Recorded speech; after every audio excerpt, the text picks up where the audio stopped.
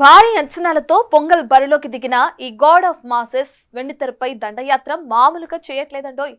కేవలం విడుదలైన 4 రోజుల్లోనే 100 కోట్లకు పైగా కలెక్షన్లను కొల్లగొట్టి ఈ పొంగల్ దంగల్లో నేనే విన్నర్ అంటూ మిగతా సినిమాలకి గట్టి వార్నింగ్ ఇస్తున్నాడు. ఇక కింగ్ ఆఫ్ సంక్రాంతి మా బాలయ్య అంటూ స్పెషల్ గా పోస్టర్ ని మేకర్సే రిలీజ్ చేయడం ఇక్కడ విశేషం.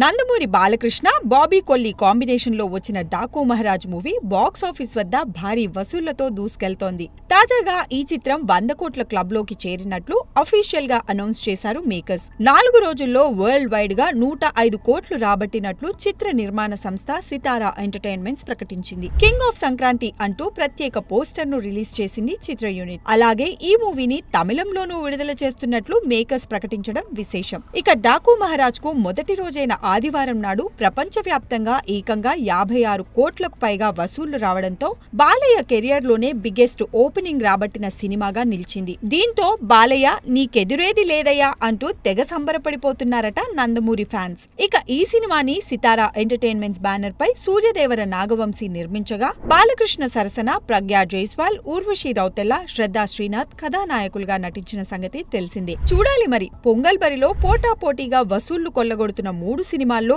ఏది నిజమైన విజేతగా నిలవనుందో. For more videos like this, subscribe Big TV channel.